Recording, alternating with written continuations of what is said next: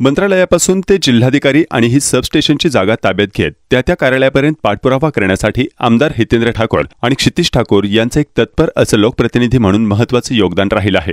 या प्रबळ पाठपुराव्यामुळेच हे सबस्टेशन साधारणपणे 24 महिन्यात पूर्ण केले जाईल असेही आश्वासन महापारेषणचे अधीक्षक अभियंता मोहन ननावरे यांनी कार्यक्रम प्रसंगी चिखलडोंगरी या ठिकाणी दिले।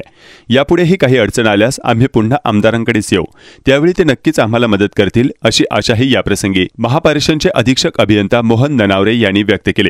चिखलडोंगरी येथील या भूमिपूजन कार्यक्रमाला वसईचे आमदार हितेंद्र ठाकूर, नालासोपाराचे आमदार क्षितिज ठाकूर आणि माजी महापौर नारायण मानकर, माजी स्थायी समिती सभापती जितूभाई शहा, अजय पाटील, प्रशांत राऊत, माजी नगराध्यक्ष कांता पाटील, माजी नगरसेवक रंजन पाटील, वामन पाटील, माजी सरपंच रामचंद्र मेहर, गोवालीज औद्योगिकचे अशोक ग्रोहर, अशोक कुलास, किशोर शेट्टे, महावितरण कंपनीचे मुख्य अभियंता महेश भागवत, अधीक्षक अभियंता मोहन ननावरे, कार्यकारी अभियंता योगेश पोलपंडे आदी मान्यवर उपस्थित होते। गावकरी आणि सर्वांच्या सहकार्याने 167 कोटी खर्चाच्या 222 केव्ही सबस्टेशनचे काम आज मार्गी लागले आहे अशा शब्दात आमदार हितेंद्र ठाकूर यांनी आनंद व्यक्त केला। सबस्टेशनचं काम लवकरच मार्गी लागावं यासाठी येत्या 4 दिवसात या कामासंबंधी आपण पुन्हा एक बैठक घेऊ। त्यासाठी संबंधित सर्व अधिकारी आणि ठेकेदार यांच्याकडून तांत्रिक अडचणी समजून घेऊ।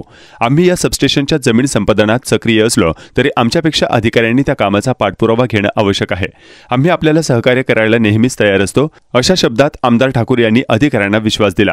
अर्थात हे काम लवकरात लवकर मार्गी लागणं अपेक्षित आहे, पण अधिकारी एकमेकांना नाचवण्यात आणि आपली पॉवर दाखवण्यात धन्यता मानतात, तेव्हा आम्हाला मध्ये पडावं लागतं। अशा लोकोपयोगी कामात अशा गोष्टी घडू नयेत। दिलेल्या वेळेत काम पूर्ण व्हावं यासाठी आपण येत्या 4 ते 6 दिवसात एक बैठक घेऊ।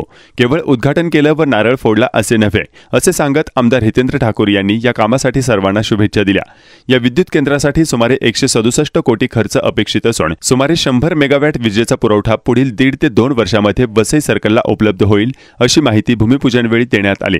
तसेच सोपारा वीज केंद्रामध्ये मंत्री महोदयांच्या बैठकीनंतर 100 मेगावॅट ट्रान्सफॉर्मर बसवण्यात आले असून पुढील महिन्यामध्ये अजून 50 मेगावॅट ट्रान्सफॉर्मर बसवण्यात येणार आहे।